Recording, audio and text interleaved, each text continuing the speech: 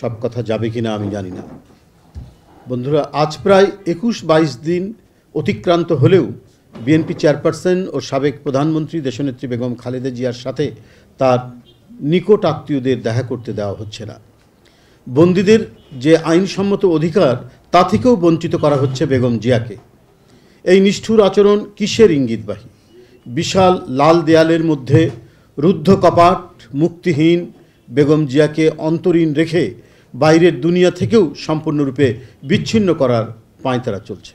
কারণ বন্দীরও কমপক্ষে প্রতি সপ্তাহে তার নিকট আত্মীয় স্বজনদের দেখা করার একটি সুযোগ আছে। প্রত্যেকটি বন্দী এটা দীর্ঘদিন ধরে ঔপনিবেশিক আমল থেকেই এই বন্দীদের অধিকারটুকু সংরক্ষিত আছে। ঔপনিবেশিক যুগ, বিদেশি প্রভুদের যুগ, তারাও যতটুকু অধিকার দিয়েছে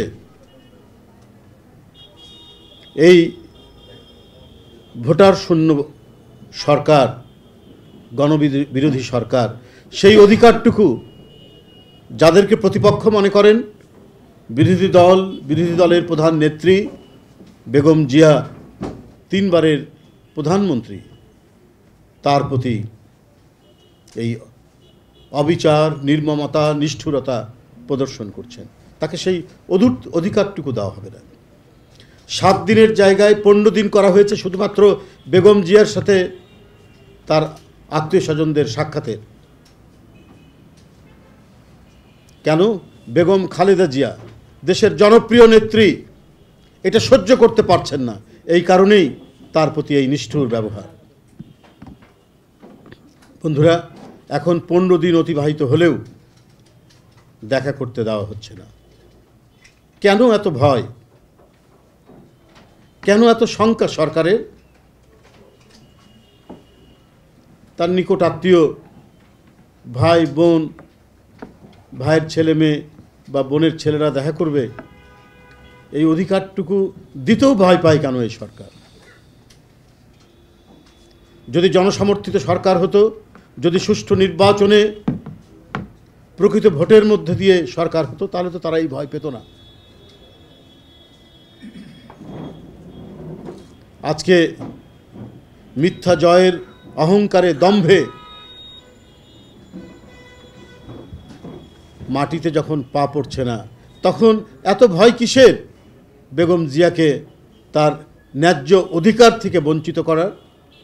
ঘনিষ্ঠ আত্মীয়দের সাথে দেখা করতে দেওয়ার যে কারাবিধান, সেটিকে গায়ের জোরে লঙ্ঘন করাটা বেগম জিয়াকে নিয়ে সরকারের আরেকটি নতুন কোনো অশুভ পরিকল্পনা কিনা, খারাপ পরিকল্পনা কিনা, তা নিয়ে প্রশ্নবোধক চিহ্নটি আরও দীর্ঘতর হচ্ছে মানুষের কাছে। পৃথিবীর কোনো নিষ্ঠুর স্বৈরতান্ত্রিক দেশেও বন্দীদের সাথে এরূপ দুর্ব্যবহার করা হয় না, যা করা হচ্ছে দেশনেত্রী বেগম জিয়ার উপর। বিএনপি চেয়ারপারসনের একান্ত সচিব দেশনেত্রীর আত্মীয় স্বজন ও দলের সিনিয়র নেতৃবৃন্দের সাক্ষাতের জন্য বারবার আবেদন করার পরেও কারা কর্তৃপক্ষ তাতে কোনো কর্ণপাতই করেননি। কারাবিধি অনুযায়ী 7 দিন পরপর বন্দীদের সাথে সাক্ষাতের নিয়ম, অথচ বেগম জিয়ার ক্ষেত্রে এই বিধান করা হলো 15 দিন পরপর। এখন সেই 15 দিনের বিধানকেও সরকারের নির্দেশে কারা কর্তৃপক্ষ অগ্রাহ্য করছে। বেগম জিয়ার উপর মানসিক নির্যাতনের উদ্দেশ্যেই জাতীয়তাবাদী শক্তিকে নানাভাবে পর্যুদস্ত করার সুদূর প্রসারী পরিকল্পনারই অংশ। বেগম জিয়ার সাথে তার নিকটাত্মীয়দের দেখা করতে না দেওয়াটা রীতিমতো কঠিন মানসিক নির্যাতন। এ নিয়ে শুধু তার আত্মীয় স্বজনরাই নয়, দেশবাসী উদ্বেগাকুল ও উৎকণ্ঠিত। অবিলম্বে দেশনেত্রী বেগম খালেদা জিয়ার সাথে তার আত্মীয় স্বজনদের সাক্ষাতের ব্যবস্থা গ্রহণ করা হোক।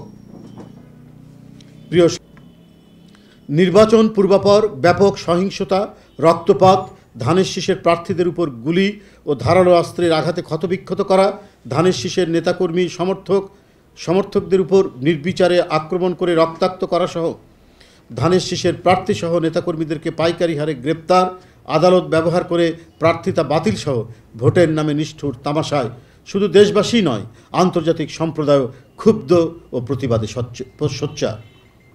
মানুষের ভোটাধিকার হরণে আইন শৃঙ্খলা বাহিনীর ন্যাক্কারজনক ভূমিকায় দেশবাসী হতবাক ও ক্ষুব্ধ।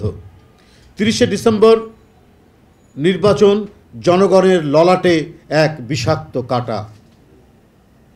অথচ প্রধানমন্ত্রীর উপদেষ্টা এইচ.টি. ইমাম বলেছেন এবারের নির্বাচনের শৃঙ্খলা আগামীবারেও থাকবে।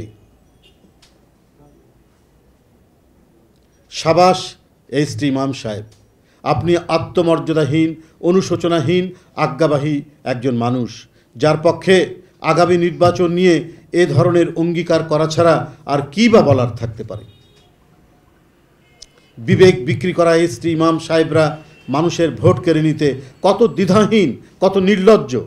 ভোগ লালসায় অস্থির থাকায় এদের কাছে মানবিক বিবেচনাগুলিও হারিয়ে গেছে। এরা ক্ষমতা ধরে রাখতে পুলিশের বুটের তলায় মানুষের ভোটাধিকার চেপে দেওয়ার যে কলঙ্কজনক দৃষ্টান্ত স্থাপন করেছেন সেটিরই পুনরাবৃত্তি করার অঙ্গীকার করলেন আগামী নির্বাচনের জন্য। যারা ভোট ও বিবেক বিসর্জন দিয়ে ন্যায় অন্যায়ের এথিক্সের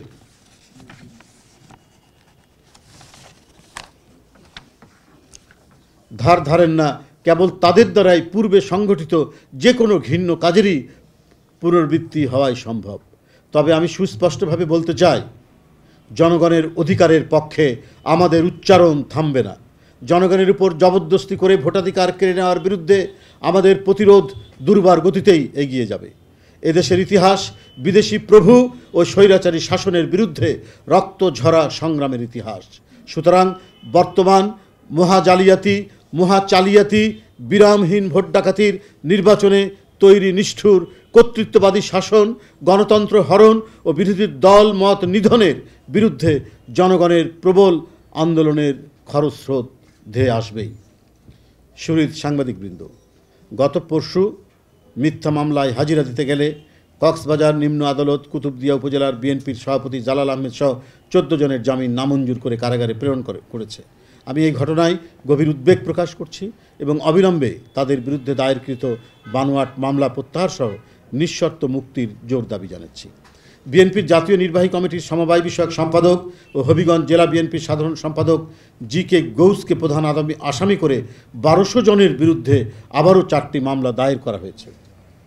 এই মিথ্যা ও রাজনৈতিক উদ্দেশ্য প্রণোদিত মামলা দায়েরের ঘটনায় আমি তীব্র নিন্দা ও প্রতিবাদ জানাচ্ছি।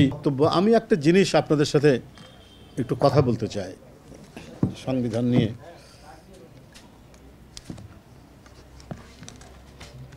আমি সংবিধান বিশেষজ্ঞ নই, একজন পাঠক মাত্র। দেশে সংবিধান বিশেষজ্ঞরা আছেন, কিন্তু আমি পাঠ করতে গিয়ে আমার কাছে যে ব্যতিক্রম বিচ্যুতি মনে হয়েছে আমি সেটি আপনাদের সাথে তুলে ধরব। দেখুন, সংবিধানের অনুচ্ছেদ 123-এর 3 দফার ক উপদফা, মানে ক উপদফায় বলা হয়েছে, 3 দফায় কি বলা হয়েছে? সংসদ সদস্যদের সাধারণ নির্বাচন অনুষ্ঠিত হবে কিভাবে? মেয়াদ অবসানের কারণে সংসদ ভাঙ্গিয়া যাইবার ক্ষেত্রে ভাঙ্গিয়া যাইবার পূর্ববর্তী 90 দিনের মধ্যে।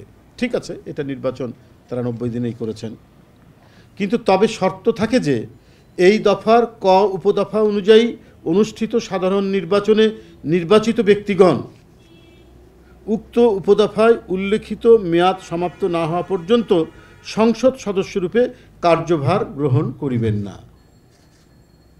এই যে কথাটা বলা হলো সংবিধানে, তাহলে এইটা কি এই যে সব মন্ত্রী মানে এমপিরা যখন শপথ নেন সেদিন থেকেই তো শুরু হয়ে গেল তার কার্যভার নেওয়া, তার কার্যক্রম শুরু হওয়া।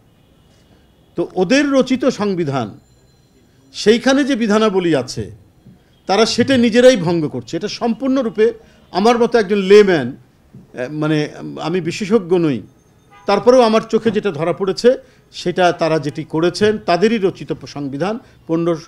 15 সংশোধনী তারা এটাকে সংবিধানের মধ্যে সংযোজন করে এটার তো খোল নলচে আগেই বদলেছেন।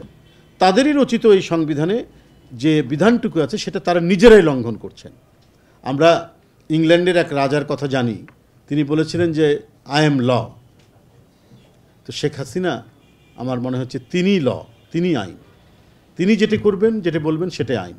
এখানে সংবিধান বা দেশের প্রচলিত অন্য কোনো আইন এখানে কোনো কার্যকর থাকার দরকার নাই।